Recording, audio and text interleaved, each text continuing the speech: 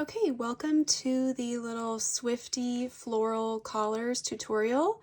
I'm going to teach you how to stitch these in today, and I have some specific colors that I'll be sharing that are kind of inspired by the florals that are on the Surprise Song piano in the Eras tour.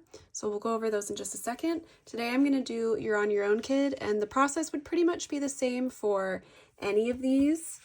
Some of the ones that have a little bit bigger text, you might want to use a little bit more strands to stitch them in, but otherwise all the stitches are going to be the same, so you can use this for any of these collars that you choose to do. I have just a plain cotton t-shirt here. This would also work really great on sweatshirts. These are curved so that they fit along most sweatshirt or t-shirt lines that are rounded like this.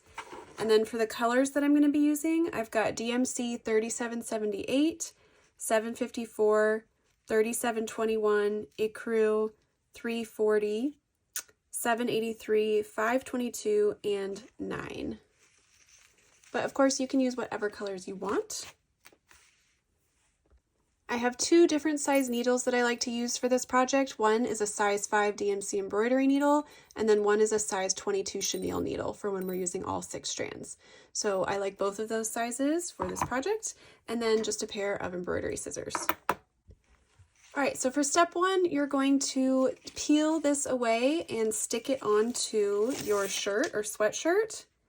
If you can get your shirt or sweatshirt into a hoop because it's easier to stitch that way, feel free to. These are a little bit big. You'd have to use at least a 7-inch hoop, which can just be a little bit tricky.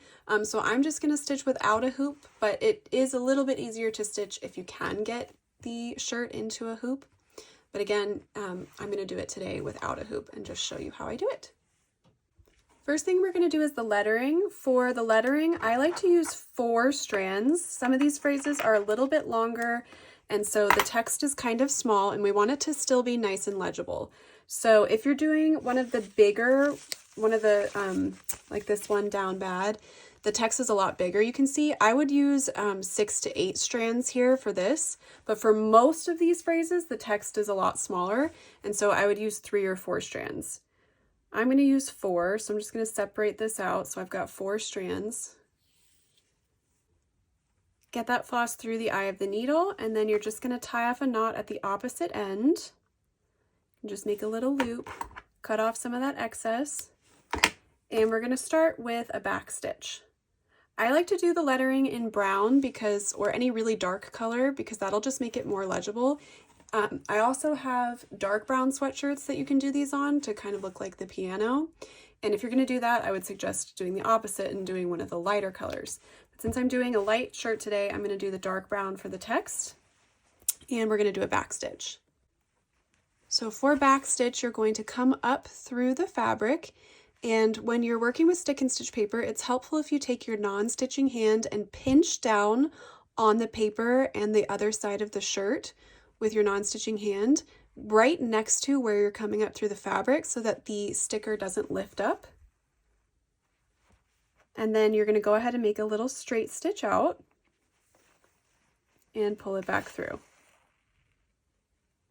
Now after that, every time you come up through the fabric, you're going to come up a short stitch length away. So I'm coming up a short stitch length away here. I'm going to pull up and out. And then I'm going to go back down through the same hole from the end of the previous stitch. So I'm going to put my needle right back down through this hole right here. And pull through. And then I'm going to repeat. I'm going to come up a stitch length away. And then I'm going to go back down through that same hole from the end of the previous stitch. This is back stitch. It's great for lettering because it's really easy to navigate curves if you just keep your stitch lengths nice and tiny.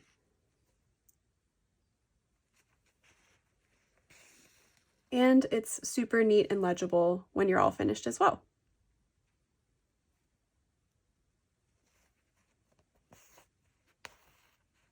So I'm just going to continue like this. I'll show you how to tie off a knot in the back when you run out of your thread and what to do at that point.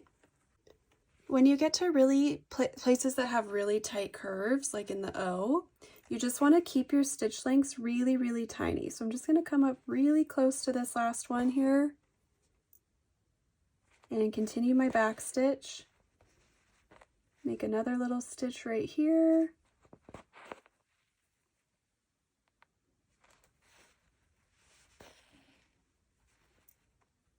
Try to get 2 more in before I get to the end of this curve.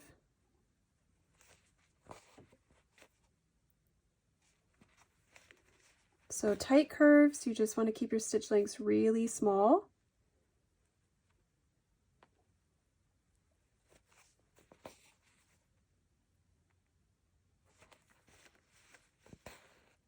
And then you can just continue on. Be careful when you're stitching, make sure that you're not stitching through any back part of the shirt, like you're not connecting these seams. So just kind of hold that back as best as you can. And again, use your non-stitching hand to sort of stretch the fabric out so that you can get it as taut as possible. That will make your stitching experience way better too.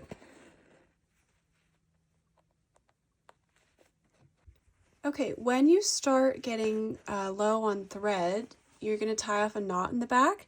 So you're just going to run your needle underneath a nearby stitch, leave a, let me show you a little bit better.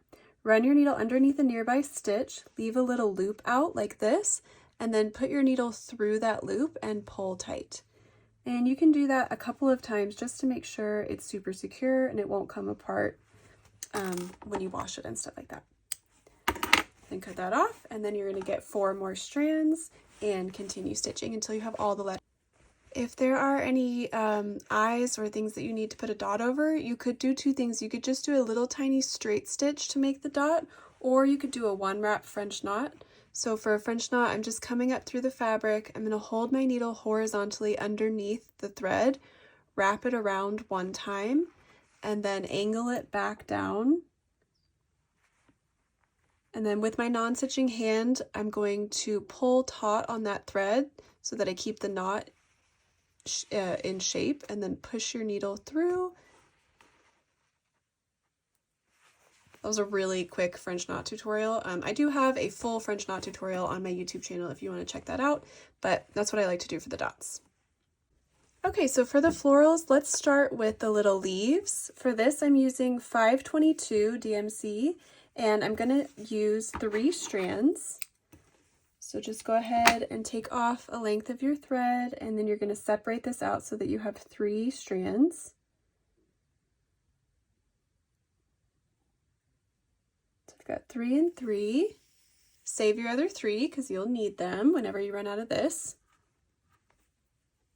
Go ahead and get that thread through the eye of your needle and then tie off your knot at the opposite end. And I'll show you how I like to stitch these leaves. So to start for the stem, I like to just keep going with back stitch. It's nice and simple. You could also do back split stitch, you could do an outline or a stem stitch, but for the purposes of keeping this as simple as possible, let's just go with a back stitch. So I'm just going to back stitch all the way through the length of the little stem here, all the way up to here. Okay, now for the leaves, this is what I call a simple leaf stitch, and I'll just show you on this one right here so that you can see better. I like to come up right at the tip of the leaf, and then go ahead and make your down stitch. Imagine a little center line running right through the very middle of this leaf. Go ahead and put your needle down about midway through the center of the leaf. These are very tiny, so it's not going to take too many stitches. And then when you're done with that, you're going to come up to one side of that first stitch, just a little bit below it. Pull up through the fabric, and then make your next down stitch down that center line right below your previous down stitch. So it kind of comes in at a diagonal, and then repeat that on the other side. Come up a little bit below and next to that first stitch that we made. And then make your down stitch down the center of the leaf right below our previous down stitch. And I might do that one more on either side.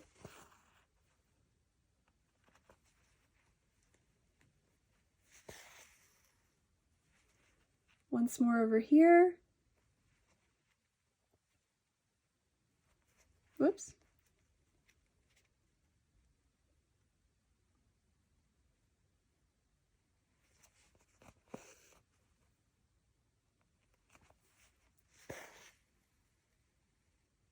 Okay, and then you just go ahead and repeat that on every other leaf, and then also do the same thing for the other ones that appear on our little pattern here. All right, let's do the woven wheel next. I am just going to use the remaining colors that I have and just sort of do them randomly, sort of for each different flower. So you can choose whatever color pattern you want, and again, you can choose whatever colors you want to. I'm basically just trying to show you the basics of how to get the stitch done, and then you can change it up however you want to. So I'll show you how to stitch in a woven wheel. I'll just start with this one right here, and I'll go ahead and do it in this pretty kind of periwinkle blue color. This is 340. I'm going to grab 3 strands of that and get started. Okay, so for starters, you're going to pick one of the little spokes and you're going to come up at the edge of it and make a stitch down into the center of the wheel, a little straight stitch. And repeat that for every other little spoke that we have on our wheel here.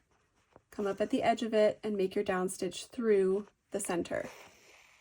Go all the way around. Okay, once you have that done, now we're going to do the weaving part. So you're going to come up in between any 2 spokes as close to the center as you can get. Doesn't matter which one, just come up between any of the 2 as close to that center point as you can get. Now, the pattern is over under. So I'm going to go over this first stitch right here and under the stitch following. So I'm going to go over, I'm going to push my needle underneath and pull the thread through. Then we're going to go over under again. So I'm going to go over this one, under this one, and pull through. I'm going to go over this one, under this one.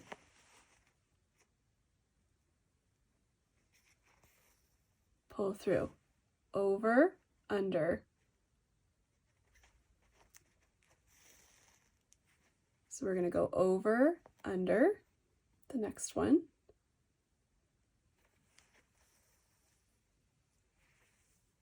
I'm going to go over this one, under this one. Over, under. And you're going to continue like that until you get the whole thing filled in. So we're going to go over this one, under this one. Over, under. Skip over this spoke, go under this one. Skip over this one, go under this one. Skip over, go under. Skip over this one, go under this one. Skip over, go under this one. Skip over, go under. You can see it's starting to make a really nice, pretty rose flower.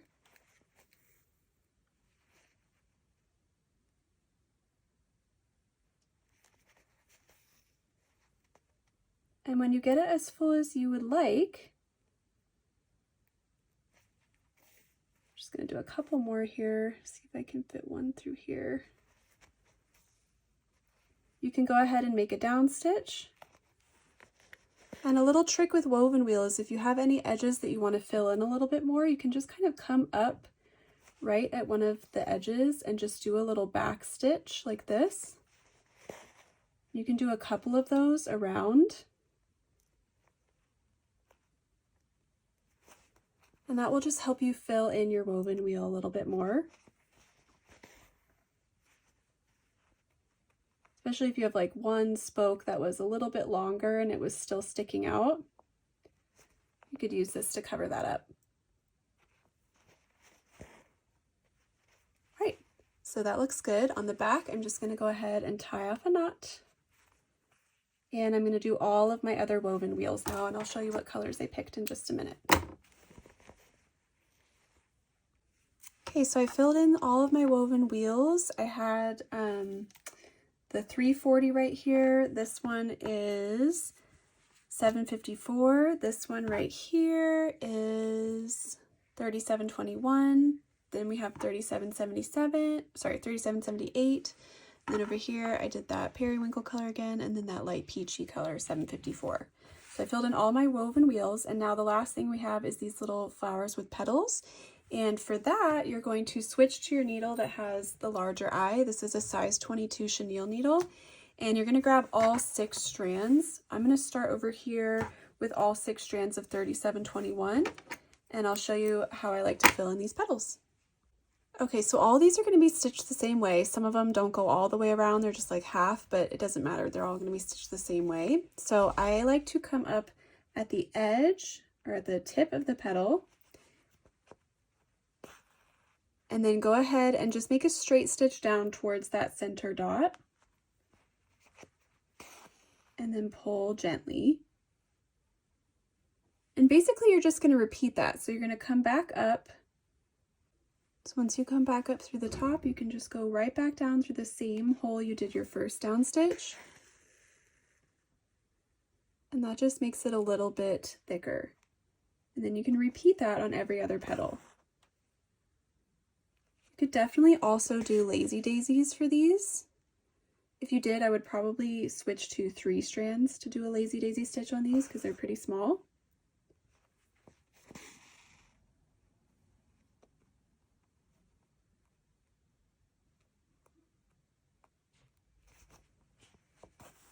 And I'm just going to repeat that all the way around.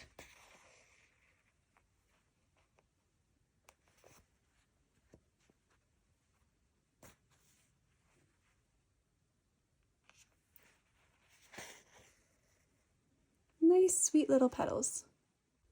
And then for the center dot, you can again choose whatever color you like. Since I'm working on a lighter sweatshirt, I'm going to do the center dots in my dark brown color. I'm going to use 3 strands.